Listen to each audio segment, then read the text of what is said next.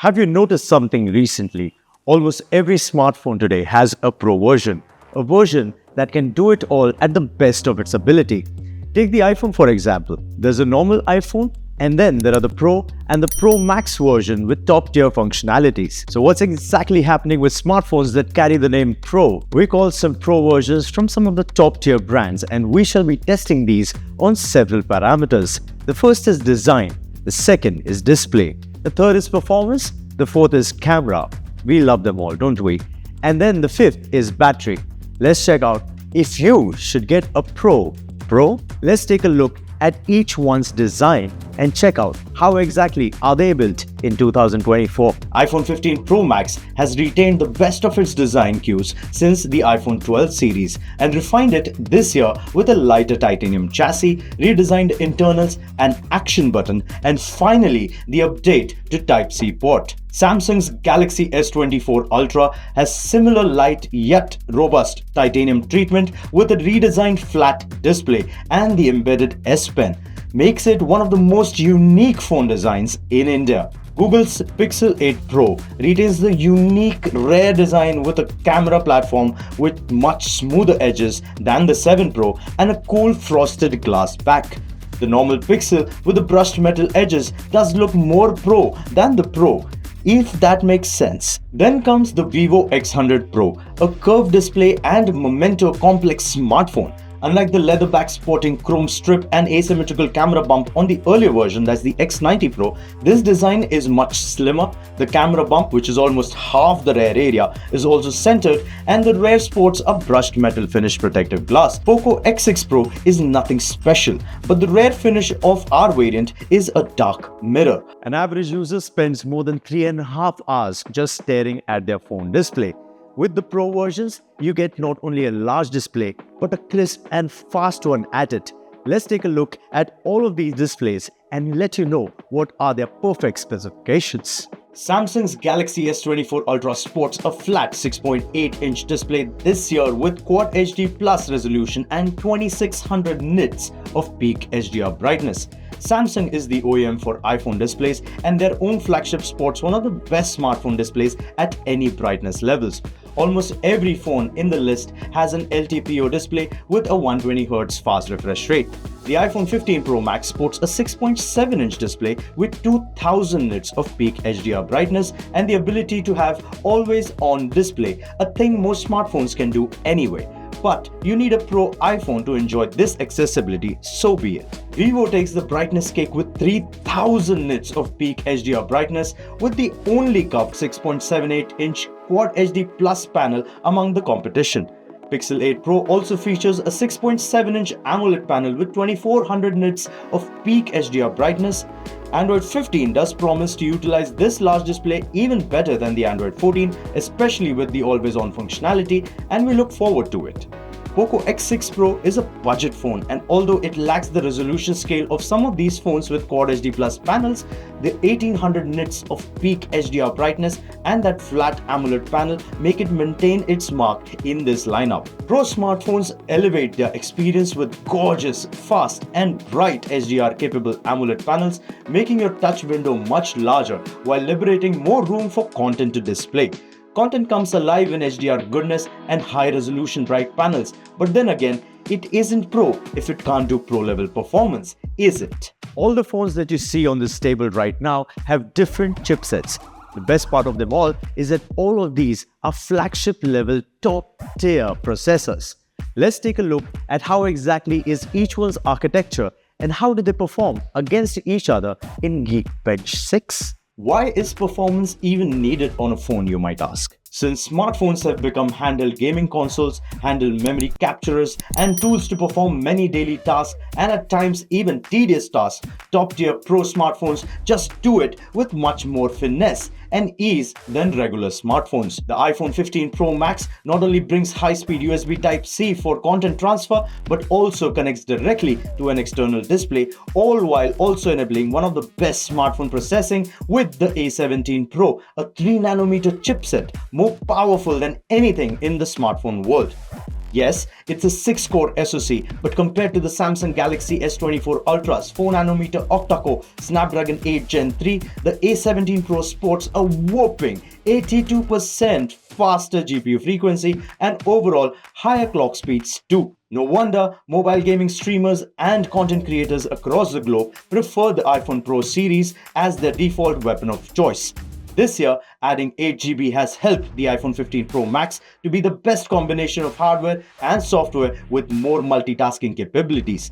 Hardware aside, apps are also optimized to a great extent for the iPhones. Among the Android counterparts in this comparison, Samsung's S24 Ultra sports one of the best hardware performance to software efficiency figures with the expandable RAM and Snapdragon 8 Gen 3 coupled with Galaxy AI, a Google Gemini-based AI that enables tons of things that are available on devices like the Google Pixel 8 Pro. Image editing, post-process, borderline AI magic implementations, circle to search, and more. Samsung and Google are partners, and thus the Pixel 8 Pro sports Tensor G3, a Samsung-made 9-core SoC. Do not be fooled by the cores, as there is more to these chips than their cores and their frequency counts. Vivo X100 Pro sports the latest MediaTek Dimensity 9300, a 3.25 GHz octa-core processor running on FunTouch OS, while the Poco X6 Pro sports a MediaTek Dimensity 8300 Ultra, a slightly faster clocked octa-core processor at 3.35 GHz.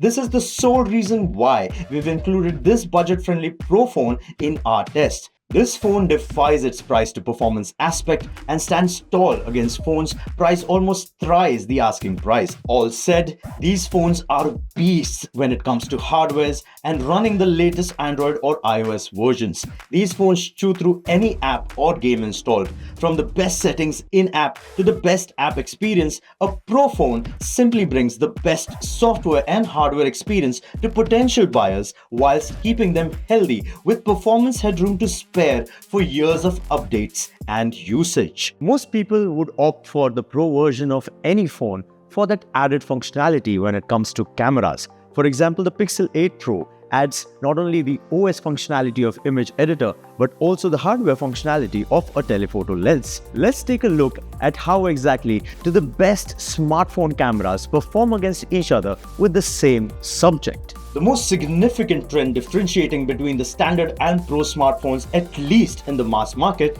has become the addition of features and OIS cameras where applicable. For example, there is not a single phone in the Samsung arsenal with a 200 megapixel camera other than the Ultra phone, making it that much more exclusive. This time around, Samsung has also added a 50 megapixel 5x optical zoom telephoto camera to accompany the 12 megapixel ultra wide and the already existing 10 megapixel 3x optical zoom telephoto camera. The clicks are good and it is one of the best when it comes to pictures and videos. The contrast levels are good too, although everything is a bit more vibrant and smooth than what meets the eye. Perfect for social media without edits, isn't it? iPhone 15 Pro Max has a similar set of cameras as the 14 Pro Max, with a 48 megapixel primary and 3 other 12 megapixel cameras, including an improved telephoto that now does 5x optical zoom with 25x digital zoom. iPhones have always been good at the output of the cameras, but this year the improvements, although marginal, are already one of the best, if it is not to get better in the future. Apple Pro RAW is what makes these insane billboards and video ads possible, and under the correct lighting conditions, there is barely a phone that shoots videos unlike the iPhone 15 Pro Max. Pictures though are a Pixel forte. Google Pixel 8 Pro features a triple camera setup at the rear with 50 megapixel primary plus 48 megapixel ultra wide plus 48 megapixel telephoto lens. The pictures from the Pixel are second to none, and the saturation, color science and contrast are all on point, with some added layer of editability and post-processing that banks smart on the years of AI algorithms. This algorithm on the Pro phone is so good that custom ROM developers seldom implement pixel camera settings in their builds. Vivo X100 Pro is another camera beast in the Android space, with a triple 50 megapixel cameras that do insane 100x digital zooms, post-processing algorithms, and the beauty of those crystal clear Zeiss lens. When the price settles, there is nothing that comes close to the beauty of this camera setup at any given point in the Pro Android smartphone space. The pictures are close to natural with little to no added vibrancy. The low light images are stunning and the video quality is impressive, if not slightly better than the best of Google and Apple. Then comes the Poco X6 Pro, a phone with an OIS 64 megapixel camera plus 8 megapixel ultra wide plus 2 megapixel depth only for additional depth information. The camera clicks are no comparison to the competition we have today, but it can still do decent 4K video capture with usable if not too saturated images at times. We absolutely love the cameras on Pro phones, and if you're a smartphone photographer, these phones are the absolute best in the Pro moniker. Samsung and Vivo also enable 8K capture, but there are barely any 8K displays in India to view those large detailed videos. Nonetheless, the images and video capabilities on a Pro smartphone do bring that added versatility, but at times if something lives up to the hype, it is just that much better, isn't it? Thereby, the Pro smartphones are definitely to be hyped about their Pro cameras. Finally, the iPhones too have shifted to USB Type-C. Thereby, every phone that you see here can charge and data transfer with USB Type-C standards. In fact, all of them have different charging standards with different battery lives. Let's take a look at the battery specifications on each phone, along with their charging speeds, what other capabilities do they have, and what exactly is the Type-C performance interface. Ever since the iPhone 13 Pro Max, iPhones have been battery efficient, and the iPhone 15 Pro Max is no exception. With the 3nm chip along with 4422 mAh battery, one of the largest ever on an iPhone, the battery life stands true to more than an average day of use. It is still stuck on 27-watt charging with no charger inside the retail box. In contrast, there are phones like the budget Poco X6 Pro, which costs almost as much as a dual-port charger from Apple, but includes a 120-watt charger inside the box with matching charge capabilities, and still at times outperforms the battery life of most of those 5000 mAh battery phones. Samsung has a similar capacity to the Galaxy S24 Ultra with 5000 mAh of battery and 45 watt of charging, and a longer battery life than before, thanks to that beautiful efficient chipset. Vivo X100 Pro takes this theme to the next level with 5400 mAh of battery and 120 watt of charger and charging capabilities. Still, it only matches up to the competition at hand thanks to the inefficient FunTouch OS. We expect software updates to improve this further. Google Pixel 8 Pro with the 5050 mAh of battery and 30 watt charge speed does a decent job on a day-to-day tasks. The best part about Pixel has to be the machine learning for battery efficiency, which improves battery performance over a period of your usage. Except the budget Poco X6 Pro, all the other smartphones here feature wireless and reverse wireless charging, a must-have for other wireless accessories like earbuds and other things. The Pro phones live up to the term, with power comes responsibility. Not only are these beasts sprinters with apps and games, but also extremely power efficient with the new SoCs, and thanks to some insane speeds and multiple ways to charge, they offer tons of battery usage and versatility. Thereby, the Pro moniker brings the best of the abilities in each smartphone lineup into their top tier offerings. For example, the Samsung Galaxy S24 Ultra brings the functionality of an S Pen, something that we don't even see in any other smartphone nowadays. You have telephoto lens added on the Pixel 8 Pro and the Pro Max. In fact, this one gets that utter sheer performance with the A17 Pro chip and the added functionality of Type-C finally. We also have something like the Vivo X100 Pro, which brings the added functionality of the X Pro series with excellent cameras in Android market space. And when it comes to budget offerings like the Poco X6 Pro, the Pro version here brings sheer performance with that beautiful processor at such a budget offering.